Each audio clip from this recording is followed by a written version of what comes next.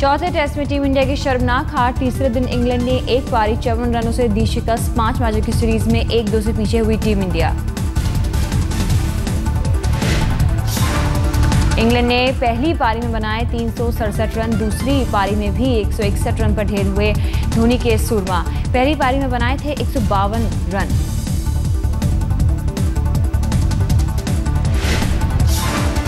दूसरी पारी में 50 ओवर भी बैटिंग नहीं कर सकी टीम इंडिया। 43 रन पर ऑल आउट हुई टीम। अश्विन ने नवाद 46 रन बनाए।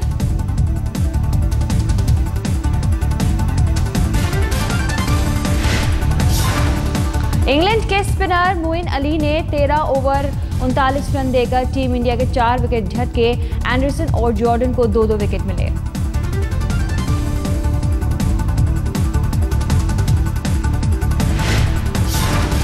इंग्लैंड के तेज गेंदबाज स्टुअर्ट ब्रॉड को मिला मैन ऑफ द मैच। पहली पारी में झटके थे टीम इंडिया के 6 विकेट। टीम इंडिया के शर्मा कप्तान धोनी का विवादित बयान। कहा, अच्छा हुआ 3 दिन में खत्म हुआ मैच, 2 दिन आराम को मिलेंगे। धोनी के बयान के दिग्गजों ने की आलोचना। पूर्व क्रिकेटर चेतन चौहान ने कहा, धोनी का बयान बचकाना। चौथे टेस्ट में टीम इंडिया की करारी हार के बाद धोनी की कप्तानी पर उठे सवाल। पूर्व ऑलराउंडर मदन लाल ने कहा, टेस्ट कप्तान नहीं है धोनी। ओवल में 15 अगस्त से होगा सीरीज का 5वां और आखिरी टेस्ट मैच। टीम इंडिया के पास रहेगा सीरीज बराबरी का मौका। ज्वाला गुट्टा, दीपिका पल्लिकल और पीवी सिंधु की मोदी सरकार से मांग। कहा, स्पष्ट और पारदर्शी हो भारत की खेल नीति। राष्ट्रमंडल खेल से लौटी बैडमिंटन खिलाड़ी ज्वाला गुट्टा ने आज तक से बातचीत में बयां किया दर्द। कहा, महज आधी कमाई लेकर लौटे। ज्वाला गुट्टा ने सचिन तेंदुलकर से की फरियाद। कहा, संसद जाकर बेहतर खेल नीति बनाने में करे मदद। बैडमिंटन खिलाड़ी पीवी सिंधु ने बोली, जीतने पर होती है पुरस्कारों की घोषणा, लेकिन फौरन किया जाए नकद भुगतान। स्क्वैश खिलाड़ी दीपिका पल्लिकल बोली, खेल के लिए अपनी जेब से करना पड़ा खर्च। कहा, पैसे वापसी के लिए है बेहद लंबी प्रक्रिया।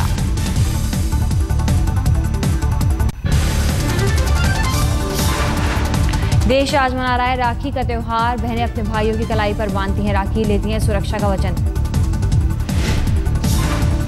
गुजरात की मुख्यमंत्री आनंदीबेन पटेल ने पीएम नरेंद्र मोदी को बांधी राखी। गुजरात महिला मोर्चे की ओर से लाई 2 लाख राखी। 42 साल से शहीद भाई की स्मारक पर राखी बांध रही हैं जालंधर की अमृतपाल कौर। 1971 की जंग में शहीद हुए थे कवलजीत सिंह। कवलजीत पठानकोट के सिंबल पोस्ट राखी बांधने जाती हैं। बीएसएफ के जवानों को हर साल रहता है इंतजार।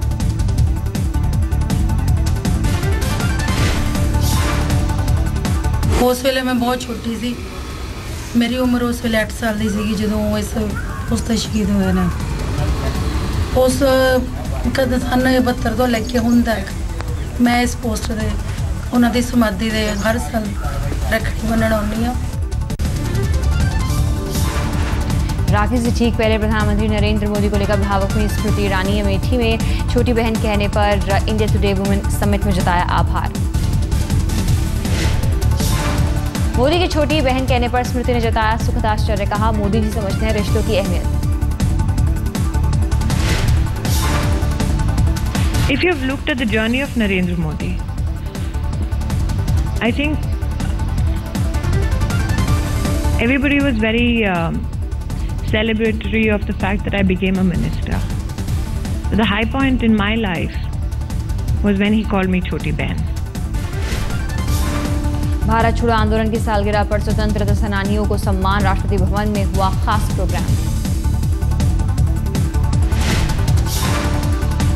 राष्ट्रपति प्रणब मुखर्जी ने स्वतंत्रता सेनानियों को तोहफे में दिया मोबाइल फोन। इस मौके पर प्रधानमंत्री नरेंद्र मोदी भी थे मौजूद। दिल्ली के आनंद विहार बस टर्मिनल में उमड़ी भीड़। रक्षाबंधन के लिए घर जाने की बेताबी। बसों की छतों पर सवार हुए यात्री। भीड़ देखकर बस चालक दिखा रहे हैं मनमानी। 150 की जगह 450 रुपए तक वसूल रहे हैं किराया। जोधपुर के प्रताप नगर की 3 बहनों ने पीएम नरेंद्र मोदी के लिए भेजी अनोखी राखी। राखी की लंबाई 71 फीट। राखी को तैयार करने में लगा 1.5 माह का वक्त, 50,000 रुपए की आई लागत। दिल्ली में 15 अगस्त की भी तैयारियां शुरू। इंडिया गेट पर मनाई जा रही है बैरिकेडिंग, निकाला जा रहा है गंदा पानी। लाल किले के आसपास भी रंग रोगन शुरू। राखी पर वडोदरा में कांग्रेस का अनूठा आयोजन। महिला मोर्चा ने मोदी को भेजी टमाटर की राखी। महंगाई को लेकर कसा तंज। अहमदाबाद में पुलिसकर्मियों की अनोखी पहल। महिला पुलिसकर्मियों ने मानसिक रूप से बीमार लोगों को अस्पताल में बांधी राखी। लखनऊ में मुख्यमंत्री अखिलेश यादव को स्कूली बच्चों ने बांधी राखी। मुस्लिम महिलाओं ने राखी बांधकर लिया सुरक्षा का भरोसा। बाजार में मोदी राखी की धूम। भाइयों को लिए बहनें खरीद रही हैं मोदी राखी। मैं मोदी की राखी और भाभी राखी खरीद रही हूँ। बहुत आजकल मोदी की राखी, मोदी बहुत इन है ही। मोदी ज़्यादा है, बाकी भाइयों के लिए तो करते ही हैं, पर उन जैसे सोशल सर्वर तो इसलिए। दिल्ली के उत्तम नगर इलाके में आम आदमी पार्टी ने आयोजित किया रक्षाबंधन कार्यक्रम का आयोजन। बांटे गिफ्ट कूपन। केजरीवाल को बड़ी तादाद में महिलाओं ने बांधी राखी। आपके कार्यक्रम के दौरान उड़ी कानून की धज्जी। पोल से सीधे तार जोड़कर ली गई बिजली। दिखावे के लिए रखा गया था जनरेटर। बिजली चोरी के सवाल पर विधायक ने झाड़ा पल्ला।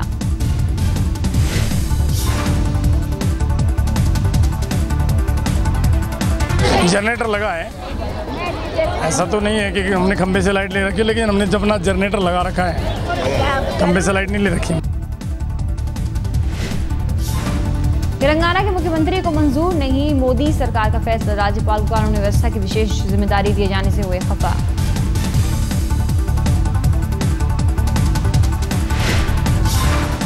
मुख्यमंत्री चंद्रशेखर राव ने पीएम मोदी को लिखा पत्र। राज्यपाल के विशेषाधिकार को बताया संघीय ढांचे पर प्रहार।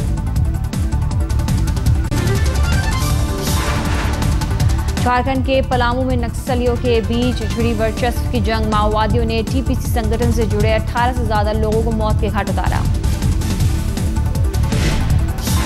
साल 2002 में माओवादियों से अलग होकर बना था टीपीसी संगठन। झारखंड में नक्सलियों के 9 से ज्यादा संगठन सक्रिय है।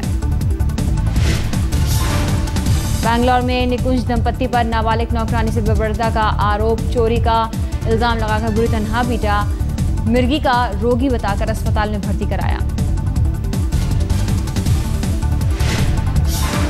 दिल्ली के खजूरी खास इलाके में संपत्ति विवाद में महिला की हत्या। जेवर मुन्ना पर अपनी भाभी की हत्या का आरोप। अंगदान के प्रोत्साहन के लिए आगे आए स्कूली बच्चे। दिल्ली के वसंत कुंज इलाके में एक मॉल में किया फ्लैश मॉब डांस।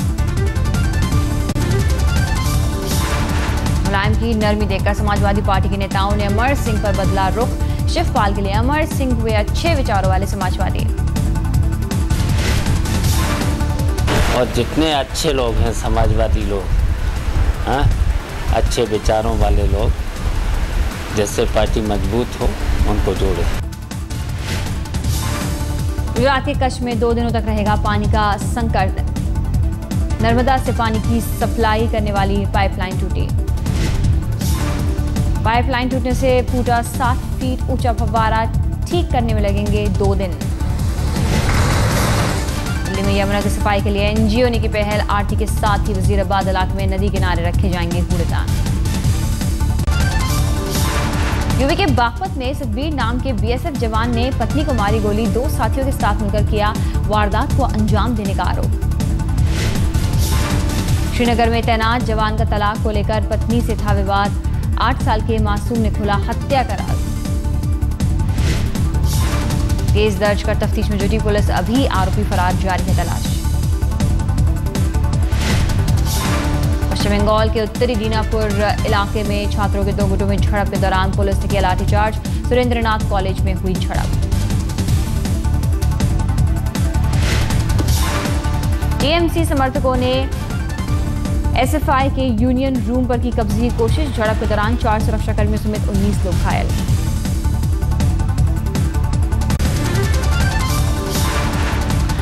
उत्तराखंड के टिहरी में बाढ़ का प्रकोप, सड़क पर 50 मीटर हिस्सा पानी में बहा, मलबा हटाने के जेसीबी मशीन भी पानी में बही। सड़क टूटने के कारण कई लोगों के फंसे होने की खबर, प्रशासन के मुताबिक एनडीआरएफ की टीम मौके के लिए रवाना।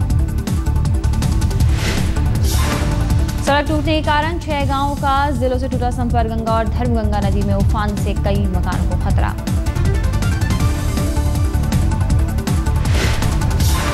यूपी के बहराइच और गोंडा जिले में बाढ़ से हाहाकार, जिले के कई गांवों में घुसा बाढ़ का पानी।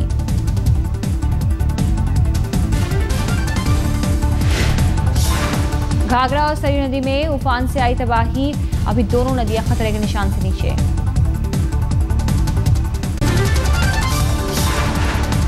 भारत में इबोला को लेकर हाई अलर्ट, बुखार, कमजोरी, दर्द और गले में खराश है वायरल बीमारी इबोला के लक्षण। केंद्रीय स्वास्थ्य मंत्रालय ने जानकारी के लिए बनाया control room. Ebola control room के हेल्पलाइन का नंबर है 011-230-63205 और 230-61469। स्वास्थ्य मंत्री हर्षवर्धन ने किया दावा, कहा भारत में अभी इबोला का नहीं है ये मरीज, सावधानी के चलते उठाए जा रहे हैं कदम। इबोला वायरस से बचने के लिए एयरपोर्ट पर बरती जा रही है विशेष सावधानी। एक भारतीय ऐसे विमान से सफर कर वतन लौटा जिसमें इबोला का मरीज था। अफ्रीकी देशों में लिबेरिया, सिएरा लियोन, नाइजीरिया में अब तक इबोला के 1779 मरीज सामने आए, जिनमें से 961 लोगों की मौत।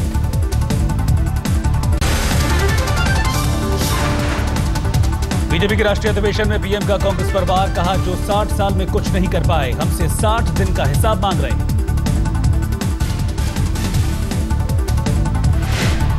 60 दिन में इतना तेजी से चीजें बदलना शुरू हो जाए, मैं हैरान हूं। जो लोग 60 साल कुछ नहीं कर पाए वो 60 दिन में हमारा हिसाब मांग रहे हैं। प्रधानमंत्री ने कहा, पहले मैं संसद का भूगोल नहीं जानता था, अभी तक का काफी समय सफाई में गया। मोदी ने कहा, जब मैं साथियों से 300 सीटें हासिल करने की बात कहता था तो वो कहते थे नंबर मत बोलिए। मैंने कहा जनता देने के लिए तैयार है, मांगने वाले में दम होना चाहिए। तो अपने साथी भी मुझे कह रहे थे कि मोदी जी आप क्यों संख्या क्यों बोलते हैं, ये तो दम देखें कि मांगने वाले में दम कितना है। जनता देने को तैयार थी, ये मूड था। मोदी ने कहा, हमारे लिए दल से बड़ा देश है, देश का हित हमारे लिए सुप्रीम। मोदी ने WTO को लेकर कांग्रेस पर निशाना साधा, कहा WTO किसानों के हक में नहीं। फूड सिक्योरिटी बिल के नाम पर वोट मांगते रहे, उन्होंने गरीब को फूड न मिले ऐसा निर्णय WTO में साइन कर दिया था। ये हैरानी की बात है। अपने भाषण में प्रधानमंत्री ने कहा, करारी हार के बाद वोट बैंक की राजनीति हो रही है। जो लोग इतने घोर पराजय के बावजूद भी वोट बैंक की राजनीति की पुरानी आदतों को छोड़ नहीं पाते हैं, वे समाज के ताने बाने को बिखेरने में लगे रहे। अपने भाषण में बोले प्रधानमंत्री मोदी, कहा 14 साल तब करके निकला हूं, ना ही कोई शिकायत है ना ही कोई भय। न उसके लिए शिकायत है न उसके लिए कोई भय है।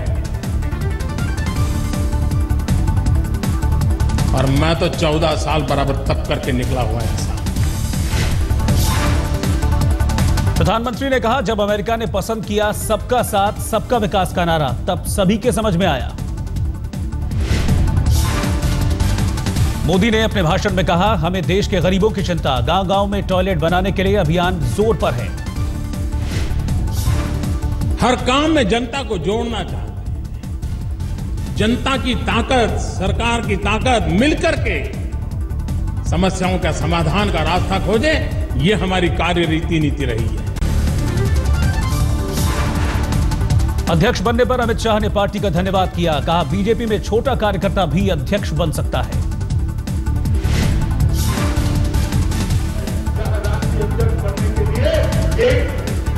छोटे से छोटे कार्यकर्ता के लिए मौका उपलब्ध है, वो हम सब के लिए गौरव की बात है। यह आपकी परंपरा नहीं है, पार्टी जब से बनी तब से। अमित शाह ने की मोदी की जमकर तारीफ, कहा गरीबों की भावनाएं प्रधानमंत्री से जुड़ी हैं। बीजेपी की राष्ट्रीय परिषद की बैठक में बोले अमित शाह, कहा मोदी के नेतृत्व में देश का कल्याण होगा। अपने विकास की भूख को संतोष कर सके ऐसा एक नेता चाहिए था और भारतीय जनता पार्टी ने वो काम कर दिया। श्री नरेंद्र मोदी को चुनाव का नेता बनाकर लोगों के सामने प्रस्तुत। अमित शाह ने कहा अभी देश कांग्रेस मुक्त नहीं हुआ है। कार्यकर्ताओं से अपील की, जहां जहां कांग्रेस की मौजूदगी है वहां उन्हें खत्म करने के लिए संगठन को मजबूत बनाएं। अमित शाह ने कहा 4 राज्यों में होने वाले विधानसभा चुनावों में बीजेपी पूरे दमखम के साथ सत्ता में आएगी।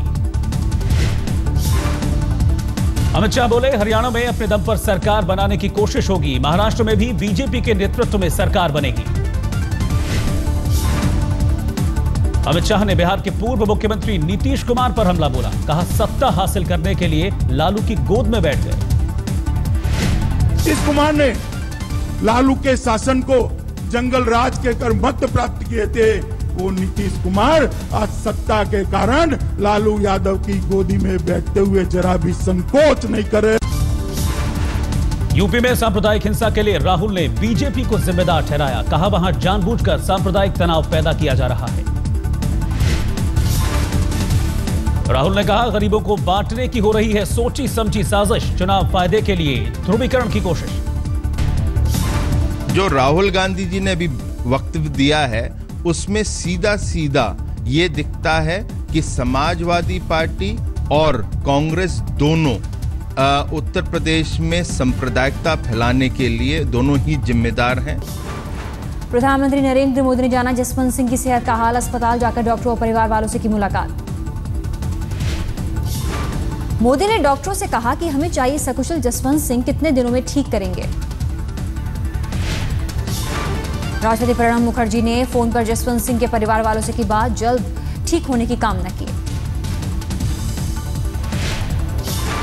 बीजेपी के बागी नेता जसवंत सिंह दिल्ली के आरआर अस्पताल में लड़ रहे हैं जिंदगी की जंग, शुक्रवार से ही कोमा में हैं। गुरुवार रात घर पर गिरने से जसवंत सिंह को लगी थी सिर पर चोट, शुक्रवार सुबह से ही उनकी की गई सर्जरी।